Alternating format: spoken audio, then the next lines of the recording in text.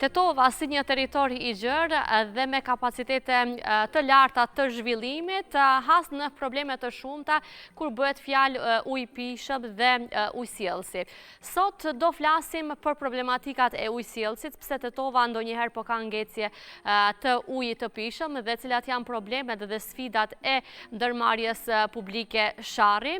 ndërmarrja publike komunale Sharri nga Tetova në krye me drejtorin Valon Zeqiri. Ne do kemi një linjë të drejt për drejt me gazetarin ton Visar Sadiku, i cili do zhvilloj një bisedë dhe do flet për problematikat e ujësjellsit të qytetit të Tetovas.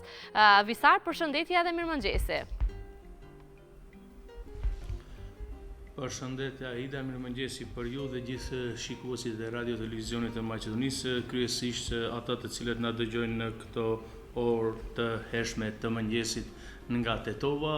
Ashtu edhe si që theksuat ju, ne sot jemi bashkë me drejtorin Valon Zeqiri nga ndërmarrja publike komunale Sharri, kryesisht me ujësjellësit të Tetovës, të cilët do të flasëm me problemet kryesisht për ujin e pijeshëm në Tetovë, si janë problemet, si janë kushtet e punës në këtë ndërmarrje dhe her pas here shumë qytetarë të Tetovës ankohen për ndalesat të pjesshme të ujit të pijeshëm, të cilët sipas tyre vërtet është problem për shkak se kur bëhet fjalë për ujin i cili është një ndër vlerat të çmuara të cilët edhe ne nuk mund të jetojmë. Por për ato se si rrjedh puna në këtë ndërmarrje, pranë me kam drejtorin Valon Zeqiri. Valon, faleminderit që pranuat ftesën dhe gjithmonë jeni të hapur kur ne ju bëjmë thirrje. Përshëndetje dhe mirëmëngjesi për të gjithë qytetarët e Tetovës të cilët na ndjekin dhe juve. Atëherë mund të na thoni si është situata me ujin e pijeshëm në Tetovë gjatë këtij muaji të bekuar të Ramazanit, por edhe gjatë muajit në përgjithësi në Tetovë. Sa i përket ujit në Tetovë, prej kur kam ardhur diku para 6-7 muaj drejtorun, ne jemi përballur me probleme të shumta me ujësjellsin në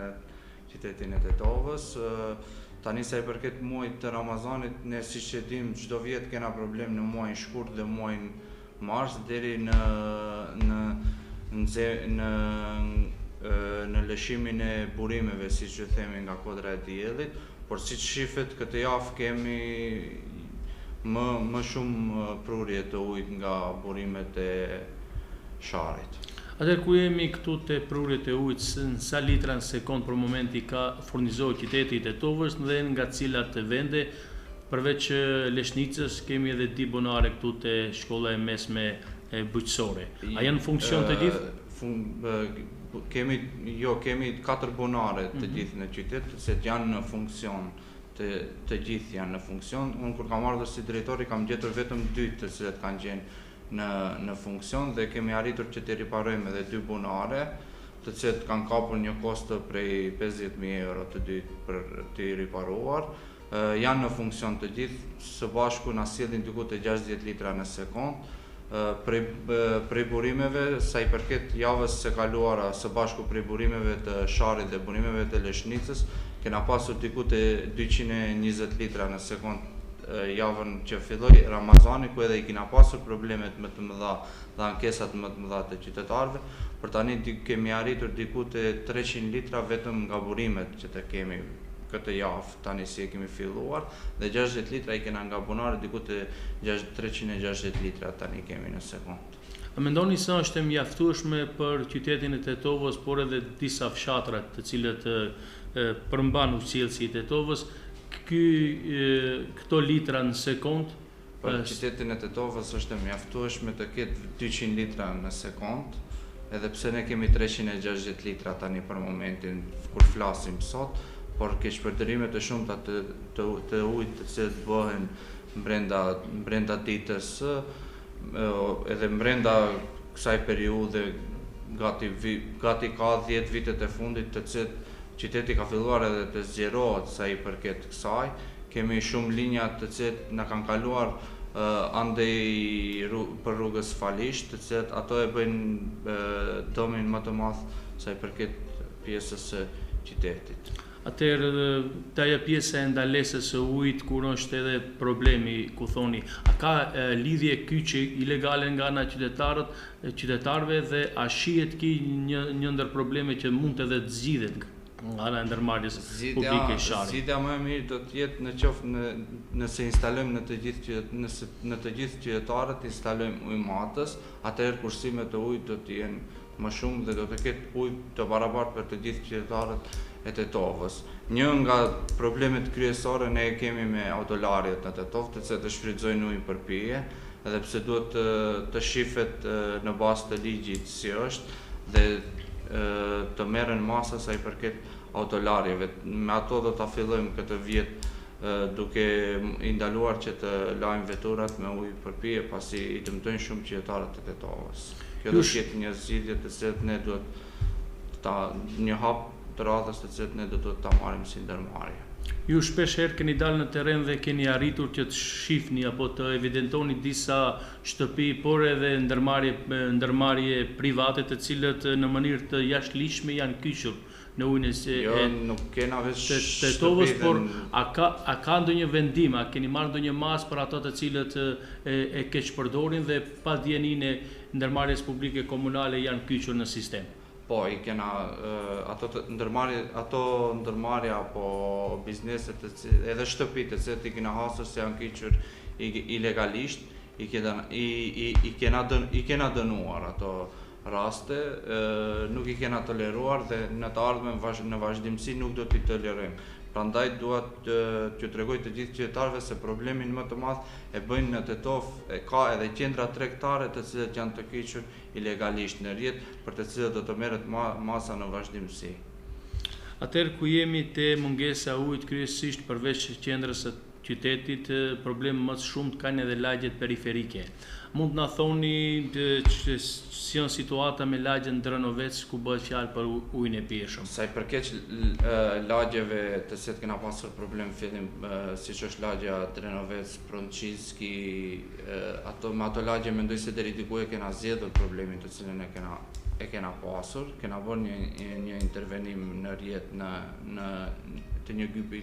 tek lumi i Shkumbim, ku ishte problemi më i madh të cilët i lente atë lagje pa ujë, dhe pjesa e lartme e Drenovecit, ajo është janë aty një dy lagje të cilat kanë problem të vazhdueshëm me ujë. Po ka edhe disa banorë të cilët thonë se shpeshherë vjen edhe fatura e ujit në ato pjesa, ndërkohë që nuk janë të kyçur në sistemin e ujit. A ka ndonjë masë për t'i lejuar nga pagesa e ujit, përveç të bëjnë pagesën e kanalizimeve dhe pjesëve tjera? Të gjithë banorët të cilët ankohen apo nuk kanë ujë dhe thonë që nuk kanë ujë ose nuk kanë me të vërtet ujë, i lusë që të paraqiten në zyrat e NPK-sharit dhe ne do të shkojmë direkt, do të paraqitemi në vend dhe në qoftë se e vërtetojmë dhe e konstatojmë se nuk furnizohen me ujin ton, atëherë nuk do t'ju fakturojmë ujë. Atëherë ku jemi te këto lagjet, ne para disa ditëve edhe si televizion, por edhe si qytetarët e Tetovës ankohen që rruga 146, që është mbi Arabatin Babateqe për gjithë ato shikuesit të cilët duan edhe ta dinë ku është, banorët e kësaj lagje ankohen se tani e më shumë se 20 vite kjo lagje nuk ka ujë, ndërkohë nga komuna e Tetovës premtuan një zgjidhje shumë të shpejtë. A do fillojnë punimet për të rrjetit për të sjellë ujë në këtë lagje dhe kur këta banorë do të kenë ujë të pijshëm? Shif, sfida lagja 146 mbetet një sfidë në vete edhe për mua, pasi edhe jetoj unë në ato lagje. Edhe atë lagje e kam marrë atë projekt të cilin e kam gjetur, e kam marrë shumë seriozisht që ta përfundoj deri në fund për lagjen 146. Unë ka qenë deklarata ime në të cilën kam thënë se në mars do të fillojmë punimet dhe i kena filluar aty përgatitjet të cilët i bëjmë, pasi është një terren shumë i vështirë ne ku do të duhet të punojmë dhe nuk e dim se me çfarë do të ballafaqohemi. Aty do na duhen diku të 2 deri në 3 muaj ditë punë të pandalshme që ta përfundojmë një herë për gjithmonë atë për problemin me ujë për pije për atë lagje. Po në atë rrjet të cilën ne do ta punojmë nga linja e Leshnicës deri tek bazendi për ku do të furnizohet lagja 146, aty do të ketë një ndarje ku do të jetë njëra pjesë, do të ketë një ndarje të ujit, ku do të jetë njëra pjesë do të jetë për pjesën e rrëqicës së vogël dhe lagjen UÇK dhe një pjesë do të jetë për 146. Mirë se e përmendët e lagja UÇK se dhe ato ankohen shpeshherë që nuk kanë ujë. Ku si ndodh situata dhe është pikërisht shkrirjet për të cilin jam duke folur, është i projektuar për të dy lagjet, që të jetë për lagjen UÇK 14 dhe 146. Atëherë nga qeveria e Republikës së Maqedonisë pas marrjes kredisë hungareze, komuna e Tetovës përfitoi disa nga projektet më madhështore që do të ndodhin brenda këtyre viteve. Një ndër to është edhe rjeti i ndërtimit të lagjes së jashtë vardarit të Ujësillësit, kur pritet të fillojë dhe a do të jetë zgjedhje për këta banor pas ndërtimit të rjetit të Ujësillësit. Shif, sa i përket lagjes jashtë vardarit, e cila quhet jashtë vardarit, ne atë lagje nuk i kena lënë asnjëherë që të ketë probleme me ujë, pasi aty ka edhe një punar që e furnizon atë pjesë me ujë, por me instalimin e rjetit të ri do të përmirësohen dukshëm kushtet për ujë, pasi ajo lagje vazhdon të zhvillohet dhe të rritet. Sa i përket projektit që ka fituar komuna e Tetovës, janë dy projekte, një është investim ku do të investohet një rjet i ri i cili do të jetë nga Kodra e Diellit deri në qytet tek rezervuarët, dhe projekti i dytë është kjo lagja jashtë vardarit, i cila mendoj se këtë vit do të filloj, sa i përket lagjes jashtë vardarit, por është projekt të cilën e ka fituar komuna e Tetovës dhe ato i kanë më të sakta informacionet për këtë pjesë. Ashtu edhe siç e theksuat se mbi afër 200 litra janë të mjaftueshme për qytetin e Tetovës. Po, në qoftë se nuk do të kishte humbje të ujit, e cila është keqpërdorimi, siç them për herë, keqpërdorimi i ujit nga ana e shumë